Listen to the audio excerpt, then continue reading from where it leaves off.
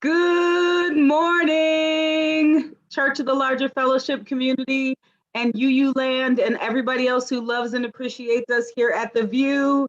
My name is QuianaDenae. I am here in Ann Arbor, Michigan, where the people who do the lawn care are busy, and they've been out there since 7. And I am excited about today's show on many levels. We'll check in and get a chance for everybody to come into the space. As we're doing that, I just we usually share the weather, but the weather's the weather. You can Google my weather. What I want to tell you is today's my last show, and not because I don't love the VUU and my co-host and this space. It's because I have this thing to do called parenting, and then I have this other thing to do called seminary, and then I have this other thing called my job.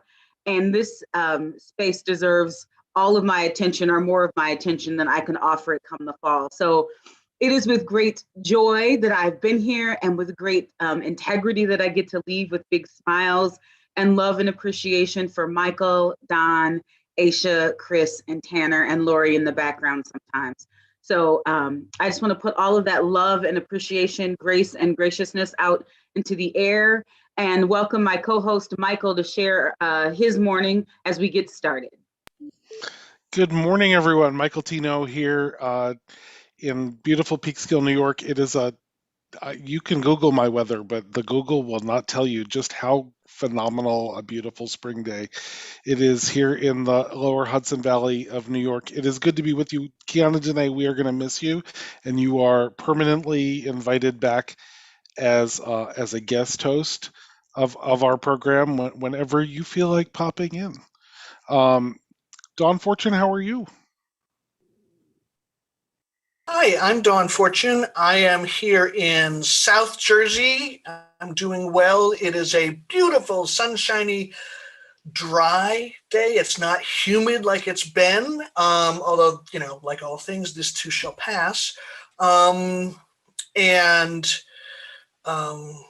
am back at work after a 6-week leave, taking care of some health issues, and I am glad to be here and overwhelmed and all of the things that come with that. And I'm excited about today's show. We have a fantastic panel of many brilliant people, and I'm going to pass it back to.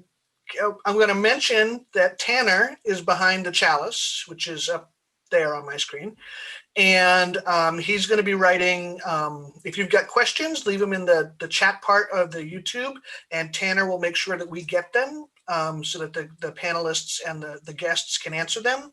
And now I'm going to hand it back to QuianaDenae because she is always more organized than me. Thank you. And we are actually, because we do have a larger community gathered with us today, we are going to popcorn style and let them all just introduce themselves. And then we're going to come back around to my friend Cheryl. So actually what I'm going to ask the commissioners and the folks, our guests, to do is I'm going to let you guys popcorn. I'm going to start with my friend Paula, but y'all want to end up on Becky. So we're going to end up there. And for those of you who don't know what our show is about today, it is about Article 2. So we're going to introduce the people, we'll introduce the Article 2, and then we'll have a dynamic dialogue just to give folks a sense of what's going on so they can stay with us. So we're going to start with Paula, and then you guys just bounce it around till it ends up with my friend Becky. Thank you. All right. Thank you, QuianaDenae. Good to see you. I didn't know this was your last show, so we'll see you around in other places. And hi, Michael and Dawn and everyone. So it's good to be here. I'm Paula Cole Jones from Washington, D.C., and glad to be a part of your Article 2 Study Commission. You may also know me associated with the 8th Principle, which is good news these days. Okay, thank you. I'll invite Robin. Hi, everybody. I'm Rob Spirko. I'm coming to you from East Tennessee, which about 20 miles south of Knoxville, about 10 miles west of Dollywood. So I am in the orbit of Dolly Parton, the Queen, and I am excited to be here on the VUU with everybody. And I will invite Satya to speak. Hi, everybody. I'm Satya Mamdani. I'm a rising senior now from St. Paul, Minnesota. I just finished up my junior year on Friday. And I'm super excited to be a youth member of the Article 2 Study Commission and super excited to be here on The View. And I'll go ahead and pass it to Maya. Hi, everyone. I am the other youth member on the commission, and I'll be a high school graduate in a few weeks. So that's exciting. And I'm calling in from Rochester, New York. And I'm excited to be here with everyone on The View. And am I passing it to Cheryl, I think? Yeah. Sure, why not? I'll catch it. Hi, everybody. I'm the Reverend Cheryl M. Walker, and I'm joining you from Wilmington, North Carolina. That's Wilmington, not Wilmington, because we can't pronounce all those letters. As co-chair, it's just been my pleasure to work with this great group of people. And I'm just excited about the work we're doing, and I'm excited about being here on the VUU. And I will pass it to my co-chair, Becky Brooks. So I'm Becky Brooks. I'm coming to you from Baltimore, Maryland, where the weather is absolutely perfect, and I can't wait to get out in it. My kids are going to demand running in the sprinkler time later today, so I have to be available for that. And I'm the 6th member of the Article 2 Study Commission and cannot wait to talk more about it with you all, both here and at GA. So thank you very much for having us.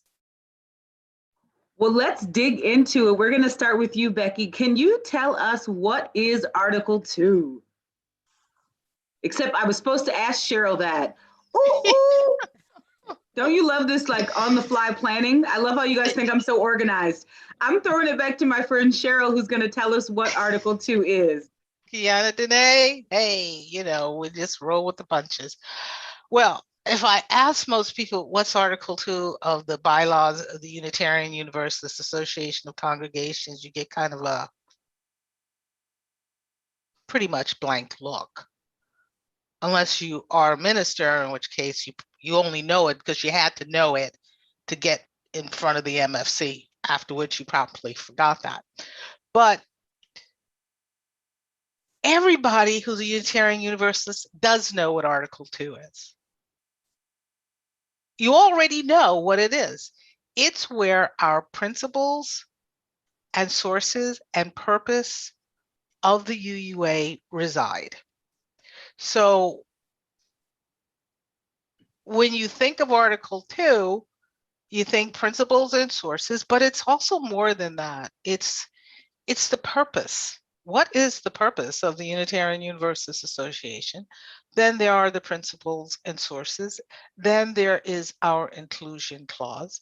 And then finally, there is also a freedom of belief clause, believe it or not, that is in Article 2. We are studying it now because our bylaws tell us that if no major change has been made to the Article 2 in, I think it's 15 years, then the board must convene a commission to study and propose any changes to Article 2.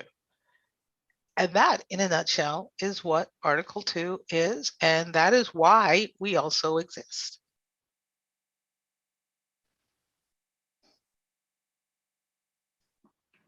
So I want you to say that again really slow because I want to give that. So here's where I'm at. I caught all of that and I didn't catch all of that. So what's the elevator speech summary? Oh, you want the elevator speech? Some of us need that version. Okay, I'll give you the elevator speech. Article 2 is called Our Principles and Purposes, and it's just that, principles and purposes. Every 15 years, if we haven't changed them, we have to review them and make whatever changes we feel are necessary to bring us into our future. Is that a good enough elevator speech? Yes. There you go. And then, so I'm going to pass it to my friend Robin to ask a little bit. Tell me about how the commission forms, how folks are selected, and how you all came together as a bunch. That's a good question, how we were formed. The board put us together. And so, they were, as I understand it, spent a lot of time talking with each other about, how to do it. They didn't want something that was too big, right? They wanted something that was sized to where you can get people together and we can have conversations and that sort of stuff. It's interesting that they came up with for only 6 people, right? It's a pretty diverse group, to be honest, right? A lot of different perspectives, a lot of different backgrounds, obviously different ages and everything. And we took some time at the beginning to get to know each other, right? As we came together, one of our first real things we did as a commission is have individual conversations, like on the phone, on Zoom with each other, just, who are you? Where are you from? What's your background? What's your history? How did you come to Unitarian Universalism, or how did you come up in Unitarian Universalism? And we've got commissioners who are lifelong UUs, and I joined 2003-ish, like at other stories. So because really a lot of our work is going to be about relationship, right? About sort of amongst each other, sort of, getting knowledge and trust. But as we move out into the world, right, and listen to other people, we're going to be, coming into relationship with a lot of groups in Unitarian Universalism. And if you don't do it well, kind of at home, right, you can't take that out, right? I mean, that's kind of one of the fundamental lessons of covenant, right? You have your covenant, you work on it together, you sort of, you forge that community, right? And then if you're strong that way, then when you go out, right, then you have healthy connections to other people. Does that answer your question? It does. Some of what I'm trying to extract lovingly is helping folks understand not just that you exist, but that you exist with intentionality. That you all came together as a hearty bunch of folks, and that you're committed to the process, and that it is a process, right? You haven't arrived anywhere. You guys just got your ticket on the plane. You don't even know where your seat is. I want to speak to Satya and Maya, and then I definitely want to hear some voices from the community. Michael and Don, please speak up. I know you will. I've never seen you bite your tongues. But I want to ask, it's we at UU strive to have youth at the table always, but that is not always our lived truth. How does it feel to be a youth at the table, and what is some perspective you get to bring to the table that maybe if we weren't intentional about having you there would be missed? Satya, do you want to go or you want me to go? Sure. Why don't you take it and I'll go after? I think it's really important to be intentional about having youth voice on this commission because, as Rob said, sorry for the lawn mowing in the background. But as Rob said, there are some people on this commission who have been lifelong UUs and are ministers. And then there's me, who I have been in Unitarian Universalism for most of my life, but that's still not very long. And so coming into it, I don't have the same knowledge of the history, and there are times where acronyms and things are mentioned and I'm very confused. And honestly, I think that having that youth perspective where we're kind of like, okay, we need to break this down a little bit is really important, because there are a lot of UUs out there who need that same breaking down of terms and things. And so I think having us to call that out and be honest about that is really important. But also the work that we're doing is what Satya and I and other young UUs are going to inherit. And so it's important for us to have a voice in this process, because we're the ones that are going to have to carry it forward. And so we need to have a voice in that and have a stake in that so that we want to carry it forward. Mm-hmm. Yeah, Maya pretty frequently steals the words out of my mouth. It's a common theme with us. But yeah, everything that she just said, and I think I can we've both had a pretty similar experience coming into this world of the UUA, that prior to this, I mean, I honestly could not have told you what Article 2 was, or that the UUA even appointed commissions, like that the board did that. I honestly was just, this has been a huge learning experience for me. It'll be my first GA this year as a commission member. So there's a lot of like new stuff that I think me and Maya have both experienced and kind of adjusted to.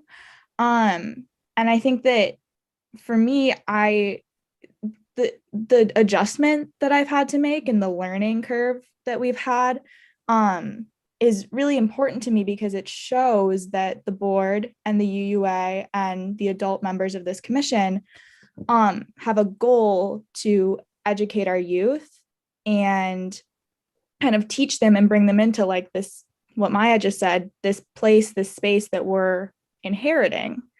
And I think it's so important to have youth. And I'm especially, I think, really honored to be here as a youth of color, because I don't think that our voice is one that gets represented frequently at all in Unitarian Universalism. And I think that's something that the UUA is working really hard to change. And I think that it shows that they're making that commitment by having youth and a youth of color as a part of this commission. So that's something that I feel really strongly about and feel really, really grateful to be here as a youth of color and be provided with this opportunity. And I also think that as a youth of color, I bring a different perspective to the table, as Maya was saying. I've also spent majority of my life in Unitarian Universalism. My dad's a minister, but I've grown up in a very different Unitarian Universalism than the other members of this commission. And so I think that that also provides a perspective that is really important to have in kind of this space. I don't know if that answers your question. Thank you, both of you, for sharing and just reminding me on a personal level that you guys are inheriting something, that you all are taking on something that you didn't always have your hand in, but this is a moment where you get to have your hand in it and get to be a voice. I want to lean into my friend Paula Cole Jones to talk a little bit about your work and role in the commission. Yes. Well, you know, we in 2017, Bruce Pollock Johnson and I presented a resolution asking the board to form the commission so that it would consider the eighth principle. We were trying to figure out how we get the eighth principle adopted nationally. And it was time for the commission to be put in place. And so that really is the avenue that I come to the commission. It would have been either Bruce Pollock Johnson or myself, because we had submitted that resolution, which was overwhelmingly adopted by General Assembly. So some people listening might remember voting for that. So I come for that reason, but being on the commission is about the whole thing. It's not about the eighth principle. And we know that the eighth principle is getting due consideration as we do our work. I am a lifelong Unitarian Universalist, and I think I bring two things to the table. One is having grown up in All Souls Church in Washington, D.C., my experience of Unitarian Universalism was extremely inclusive. It was a multicultural church the whole time I was growing up. And I think we are in an era now where we are really working at what it means to be inclusive, not only at the congregational level, but at all levels of the association. So that's the lens through which I see Unitarian Universalism. The other thing that I think I bring to the table is I've been working in the association in one capacity or another, often as a consultant for 20 years plus. So I have a little perspective to bring and some experience. I've worked with a lot of congregations and many of our committees. So all of that helps me to have a bigger perspective, and I can hear things and make connections that I may not have been otherwise. So does that answer your question, QuianaDenae? Yeah. And I love that. I want to just say how much perspective you do bring by having that continuity of history, of a personal experience and a public experience, or a professionalized religious experience, because those are two different realms, and you've been able to bring them together, at least from my perspective, quite beautifully. I want to toss it to my friends Becky and Cheryl to talk about the work they're doing as co-chairs. What does it mean to be the co-chair of Article 2? What's the work ahead of you? What's the assignment, as we like to say in community? Well, Becky, since you haven't spoken yet, I'll let you do the talking. That's perfect, because I love to talk. So that's why I'm on the commission.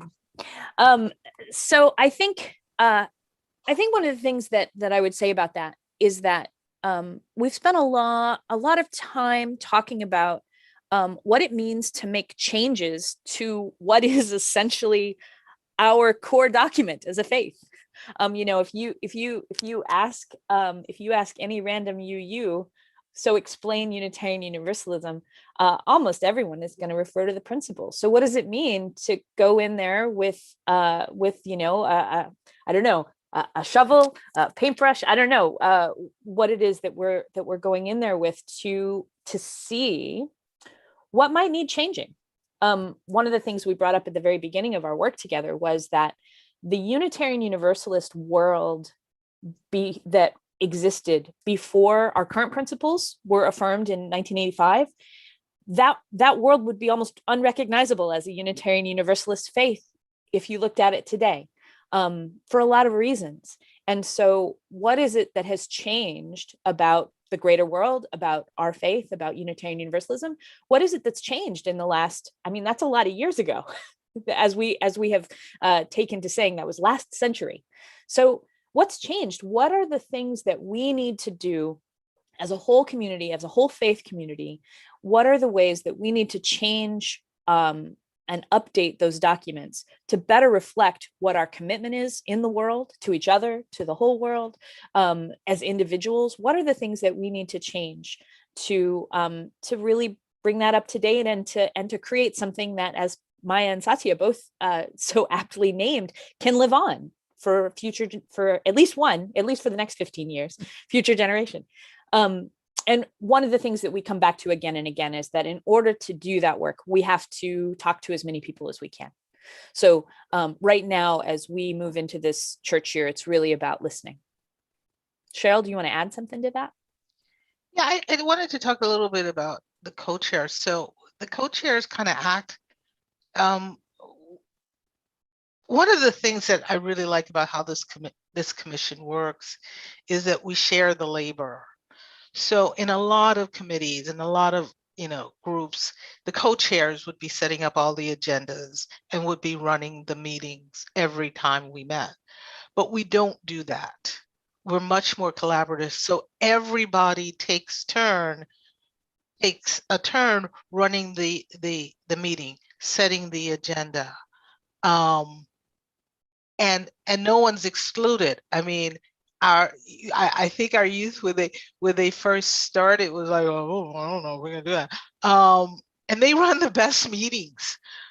So they have the best questions for sure. So they just do such a great job. So what we do as co-chairs, we're sort of just more like a little bit of the public go-between so we will meet with UUA staff and bring up any issues that they have and we have. But it's not as if we have no more authority, and nor did we want any. We were very clear in the beginning when we were forming the commission that we really wanted this to be a collaborative commission. And I think we've actually been able to do that, even just not having a chair, but having co-chairs. So I have to say, I am really excited that this commission exists, and I know that it exists on purpose every 15 years at least. I was excited at the last commission's existence when it was the commission on appraisal that was asked to be the study commission. And I'm weird. I'm a weird Unitarian Universalist. So I'm wondering, because I know that you've heard this, what you say to people whose reaction to your existence is what you're going to change our principles. Like I came into Unitarian Universalism and I walked into my church and I saw these on the wall and I knew that this was the perfect place. How could you change those things? Because I know you've heard it. What do you say to those folks? And I will let anyone who wants answer that. I'll take it because Go I for knew it. you were going to ask that one, so I've been thinking about it all morning. So our hymnal is called Singing the Living Tradition. Most people who came here so often said, well, I came here because there was some other place that they came from where they told you what you had to believe, and it had to be that way, and it never changed. But we're a living tradition. I think the most beautiful part of the bylaws is the fact that we have to look at this, that we have to say, are they the right words for today and the right words for tomorrow? And depending upon when you came into this faith, you did not see 7 principles on a wall. You may have only found 6. If you came even earlier, that you didn't even see them. So this idea that they've been etched in stone rather than written in pencil, right, is kind of an idea that we hold on to. And yes, we've been given a lot of latitude in what we can do, but what we're trying to get at is what is the heart of what keeps us together as Unitarian Universalists. What are our values? What is our covenant? What is the purpose? Yeah, we may be shaking things up, but of course, right now we don't even know that. But we may, and what's the song? And to rejoice and come in. Get ready for some change. Today will be a joyful day. So it'll be all right.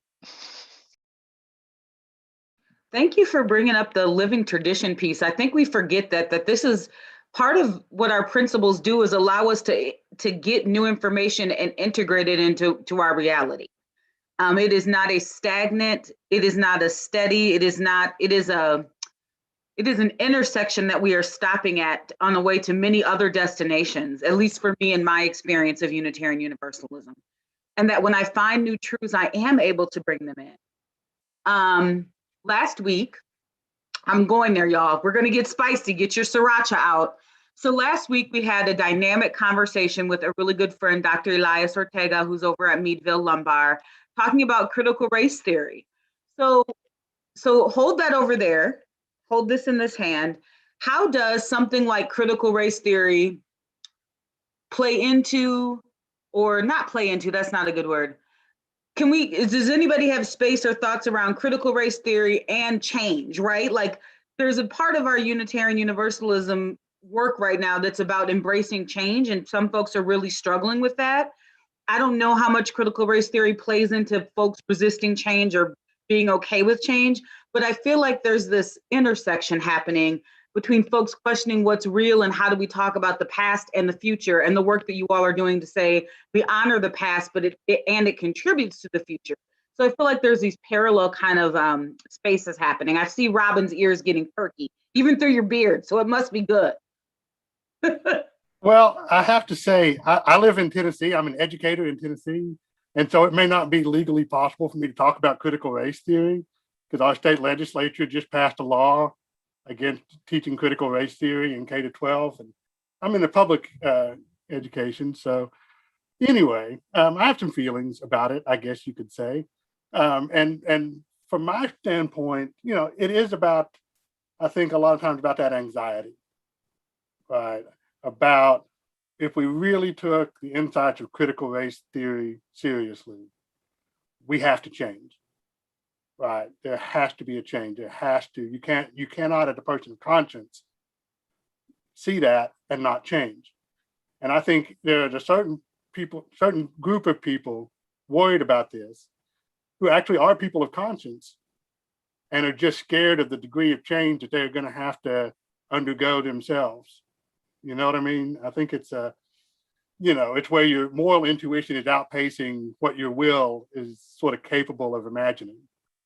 Say that again, Robin. Your moral intuition outpaces what your will is capable of imagining, I think. I'm gonna write that down. Keep talking though. Keep preaching. Yeah. So I get it, I guess. At the same time, we can't not, right? We can't not lean into this change. And our first big public event we did was a conversation around covenant, which is linked on our website, which I think Tanner may have put in the chat for people. And we assembled Reverend Bill Sinkford and Reverend Susan Frederick Gray and Reverend Meredith Garman to talk a little bit about covenant, right? And then we got feedback from the audience, their thoughts, their experiences with it. But one of the quotes that came up is actually from an article by Rebecca Parker, who says, if you're entering into a new covenant, you've got to understand what your current covenant is. You've got to understand where you are. And I mean, the Commission on Institutional Change, right, for me, they did that work, right? Where are we actually as an association, right? And they talked to like 1,100 people or something like that, right? Like a lot of people. And, I trust that, right? I trust them, and I trust that work, and I trust the people they talk to. And so now it's on me as a UU to say, so what do I do in the face of that knowledge, right? And I think that in some ways, I don't know that it was conceived this way necessarily by the board, but I think in some ways we're the next phase or the other side of the Commission on Institutional Change.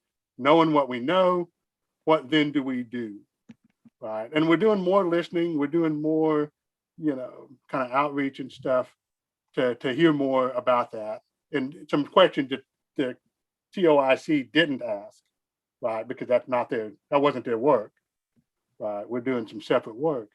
But yeah, I mean, I think that the critical race theory sort of enters in an honest acknowledgement of where we are, right? And you don't necessarily need to get super theoretical for that. You just need to be critical, and we all have a race, the fiction of race that is realer than most any, other kinds of fiction. It's a real impact on our lives, even if we're not conscious of it. I think that's, again, just as a white person speaking about white people, that's been a reckoning, I think, for a lot of people over the past couple of years. And people are still uneasy about it. So.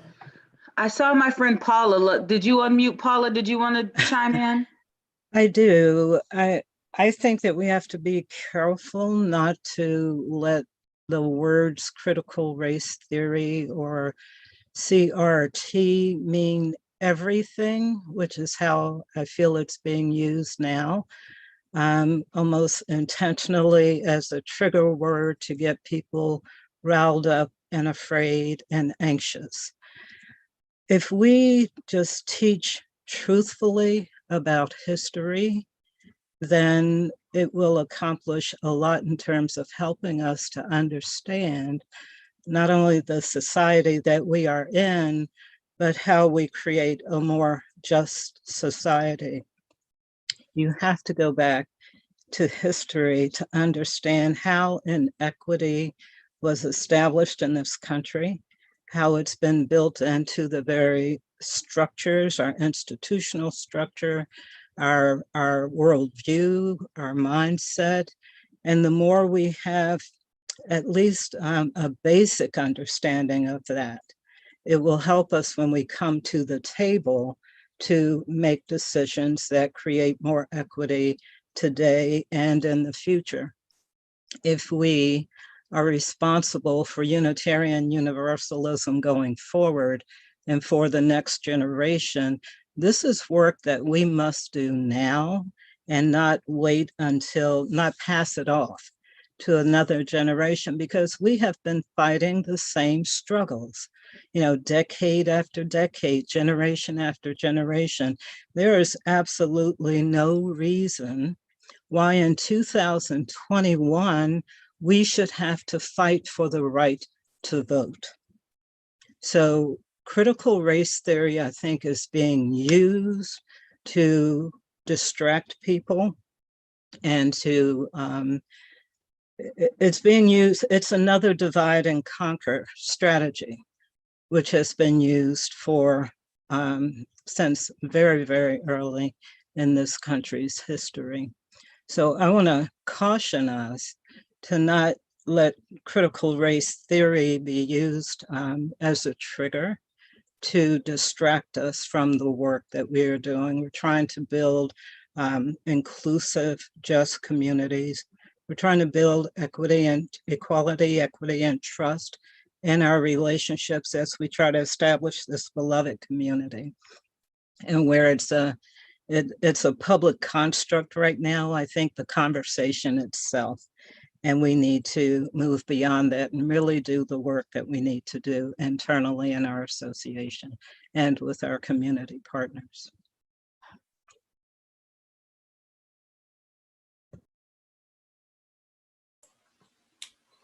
I think if I can hop in for a second. I think I've been listening to what Paula has been saying, and like so many other things, this is a time when the conservative right has latched onto an acronym that they don't like, you know, a set of letters that are arranged in a way that displeases them, and it's an easy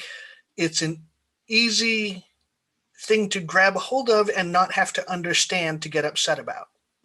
Does that make sense? And I think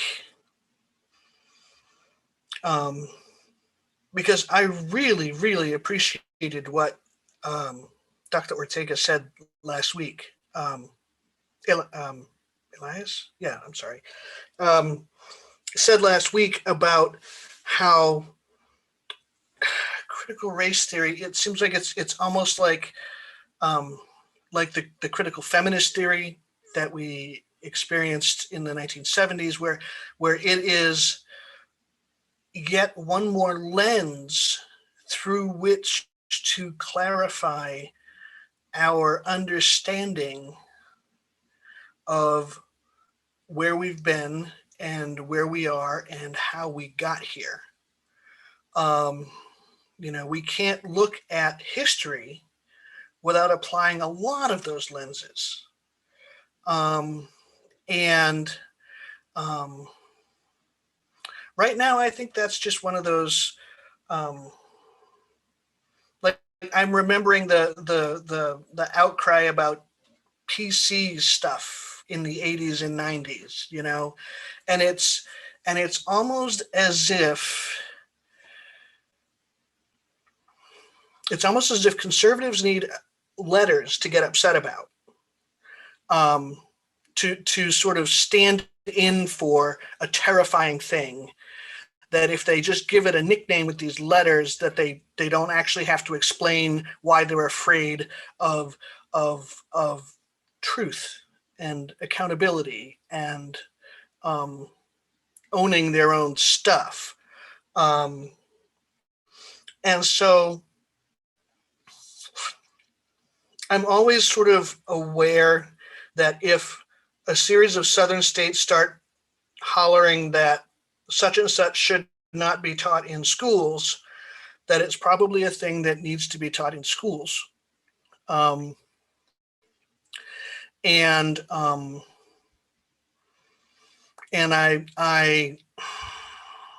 don't know. I get frustrated that that things we do to make it easier to name a complex thing that we're trying to describe are so easily adapted to make us appear a terrifying unknown set to upset the status quo. And while we might be an unknown set to upset the status quo, I don't necessarily think that's terrifying or wrong. And one other thing about going back to that question about change, the change has already happened. Yeah. The world already changed.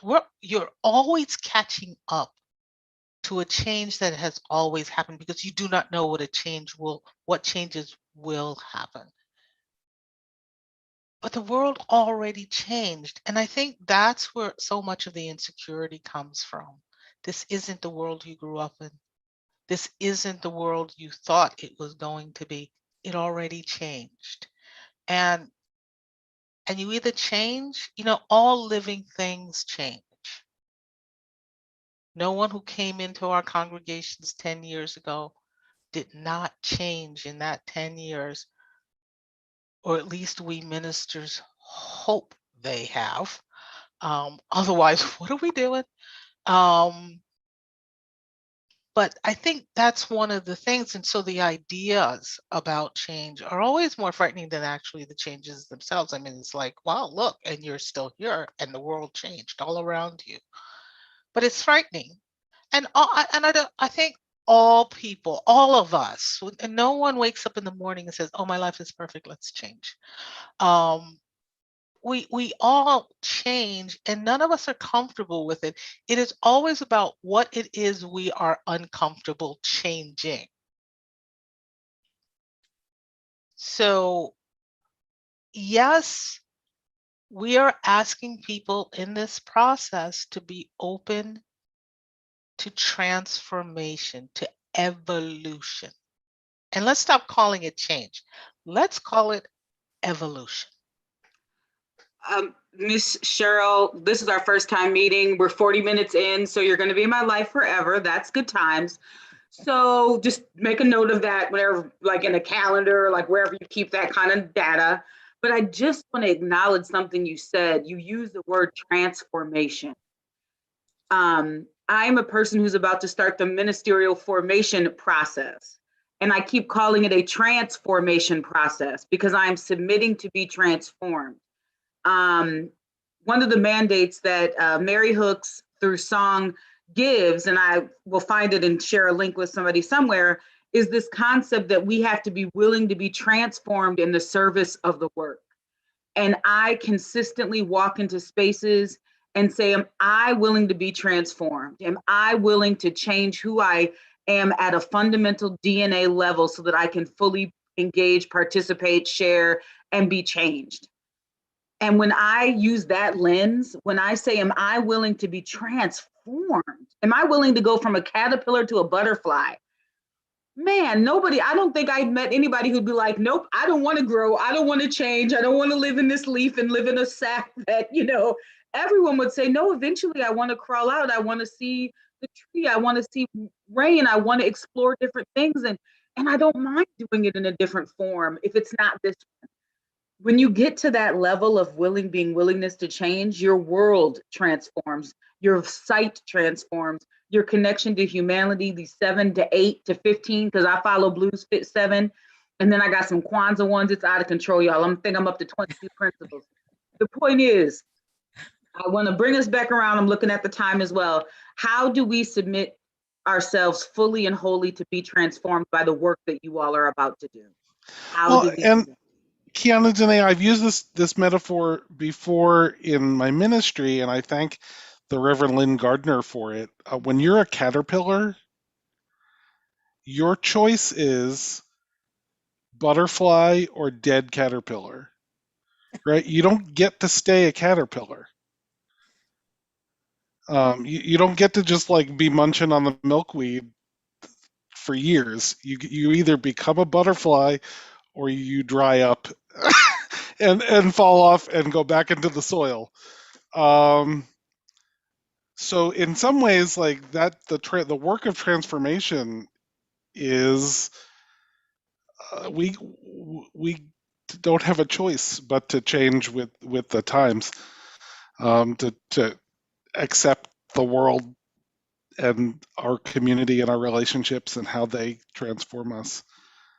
So I want to get back to the Article 2 commission process. I know that there are people who were like, well, we got to show up at GA this year so that we can vote on this and this and such and such. And I've had to say to them, I'm pretty sure we'll get a report on where things are going, but I don't think there's anything to vote on coming this year. What is where are you in your process, Commission, and what's next for you? Hi, Michael, before the commission answers where we are in our process, Please. I'd like to just clarify one thing. Some people have been wondering or expecting that they're going to come to GA and vote on the 8th principle. No. There is no vote at General Assembly on the 8th principle. So I just want to put that in just to clarify.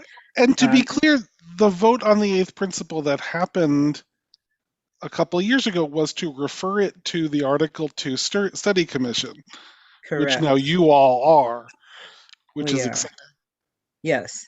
And so I just wanted to give that just to clarify for anyone who's listening, but let me pass it on to any of the other commissioners who want to speak about our process and voting.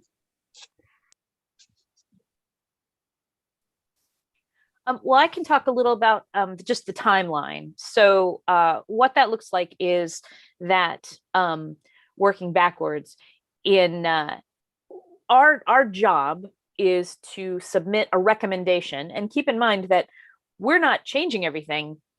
Unitarian Universalists are changing things unless they're not, because this whole thing goes through the General Assembly process. So in January of 2023, which sounds like a long ways away, but is not. In January of 2023 is when we are due to submit our recommendations to the UUA board, who then will look at them, make some decisions about them, and hopefully put them on the agenda for GA of 2023. So that's Pittsburgh, if I'm not mistaken. And then at that point, that's when we'll have mini assemblies. We'll talk about amendments. We'll talk about changes at GA, and then we'll take a vote. And if the General Assembly decides, yes, we want to study this for a year, move in together, combine your books just before you decide to get married or whatever, then in 2024 comes the big vote where we decide, yes, we want this to be our new Article 2. So between now and the point at which we have to buckle down and actually write our report is the time when we're listening to people.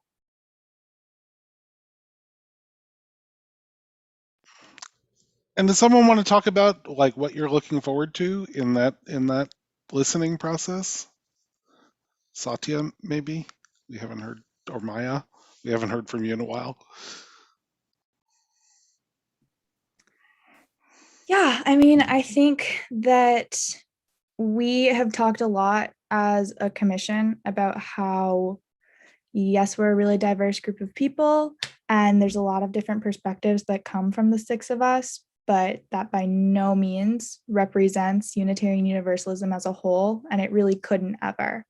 And so I think what I'm most excited for this process is to see what people think, because I know what I think, and I know what I think that people think, but we don't know what people actually think. So I'm really excited to kind of get to learn more about that and actually hear people's perspectives, because I'm sure everyone, I'm speaking for myself, but I think this happens to everyone, whether you're on the commission or whether you're just a Unitarian Universalist. you have your ideas about what other people's perceptions are of anything, right? Like I'm in high school and there's definitely people out there where I'm like, oh, your perception of me is this. But I don't know that for sure because I've never asked them up front. And the same thing goes for this commission and how we're thinking about interacting with Unitarian Universalists is that we have ideas and we've read the charge, but we don't know what everybody thinks yet. And that's a really big part of our process because like me and Maya have said, and other members have reiterated, we're creating and building on Unitarian Universalism for the future. We're trying to create a product that others, me and Maya, and youth younger than us will inherit. And to do that, you really need to hear everybody's perspective and a really diverse perspective. So that's probably what I'm most excited about, is just to really hear what other people think and learn a lot, because I'm definitely in my own bubble. So it'll be interesting to learn new things. I don't know, Maya? You basically said everything I was going to say, just about being excited to learn more and more outside of my bubble of Unitarian Universalism. And I'm going to stop because in a second you won't be able to hear me. So I have to say, I was listening to this timeline, and this, I understand this is my own stuff. I am an impatient person by nature. I was a newspaper editor for a while, and I like things done and on somebody's front porch in the morning, and then we do something else. And listening to the timeline about, well, first we're going to create a commission that's going to ask a bunch of questions, and then we're going to study a bunch of things for several years, and then some years down the road, we'll maybe get everybody to vote on it. And this seems like an incredibly cumbersome way to be a prophetic movement. Like by the time we get passing this thing, I fear that it will almost like I remember when I got my first computer after I got out of college. This is going to date me. I got a something 486. It was obsolete before I got it out of the box.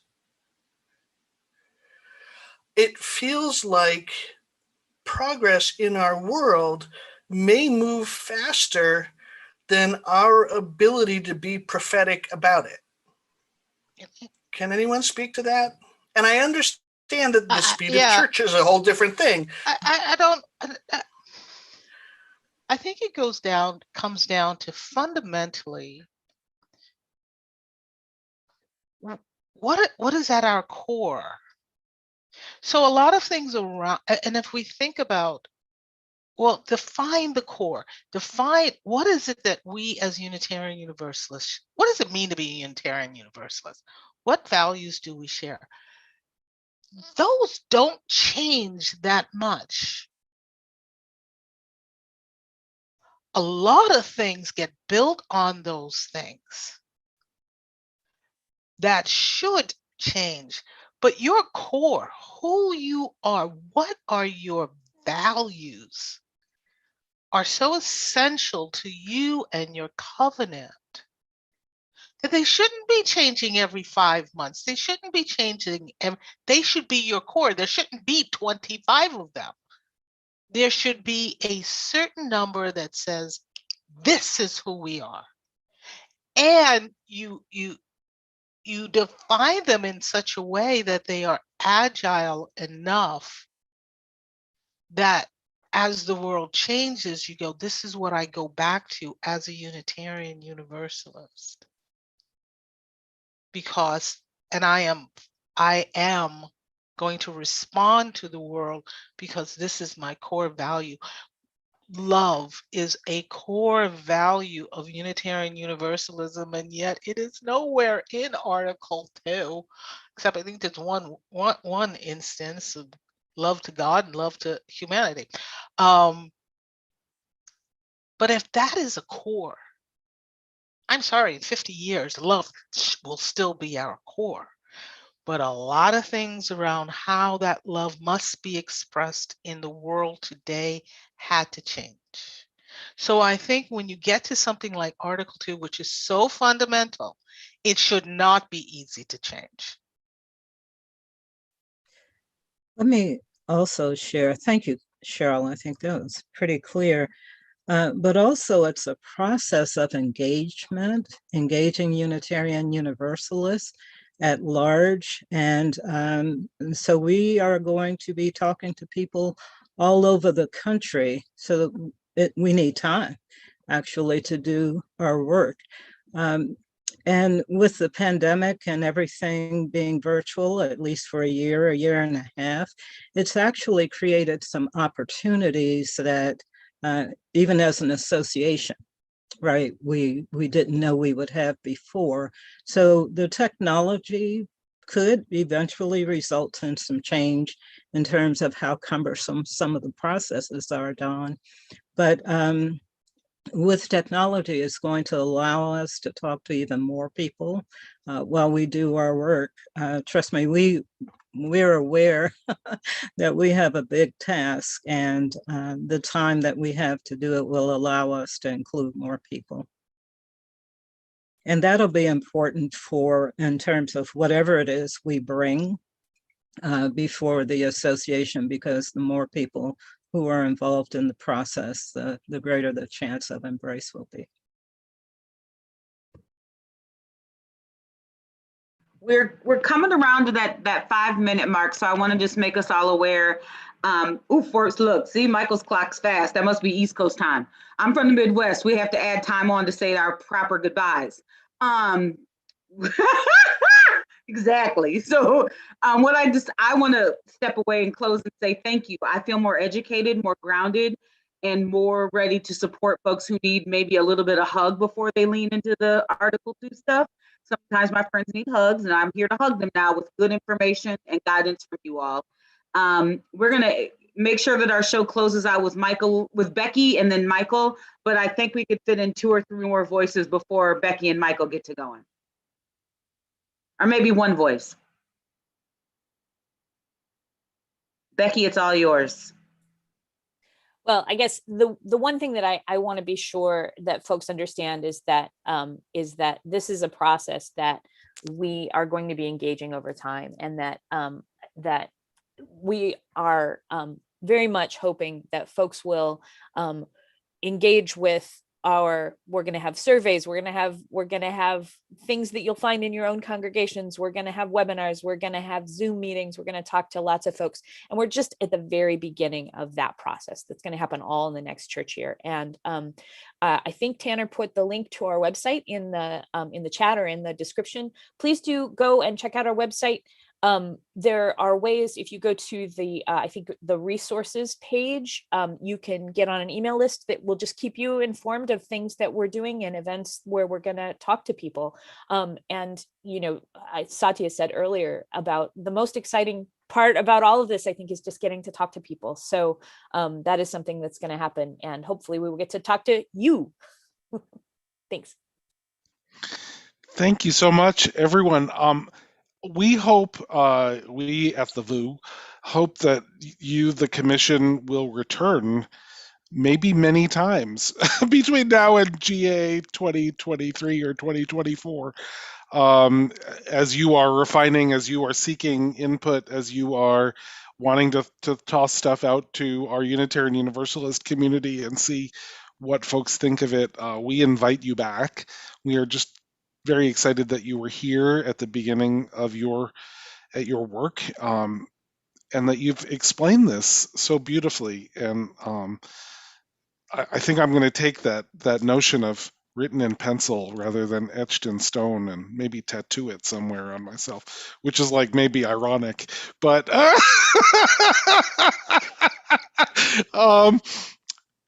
I just, as we prepare to leave this episode, maybe henna, Michael. Maybe henna. There we go. Okay. As we prepare to end this episode of The VUU, I just wanted to say thank you to all of our loyal viewers out there. This is our last show for the 2020-21 season. So we will be back in September with new shows. We take the summer off at the VUU. We're going to miss you, QuianaDenae. And again, you are welcome back. Thank you so much. Thank you to Dawn Fortune for being our other regular host who is not employed by the Church of the Larger Fellowship. Thank you to Tanner Linden, who has staffed us behind the chalice and on YouTube, and for Aisha Hauser and Christina Rivera and myself and everyone at the Church of the Larger Fellowship. Have a great summer. I love you. Whoever can hear me, I love you. We love you too. Thank you, everybody. Thank you. so Thank you for much. having us. Yeah, thanks. This was great. We'll be back. Yeah, thank you I very hope so. much.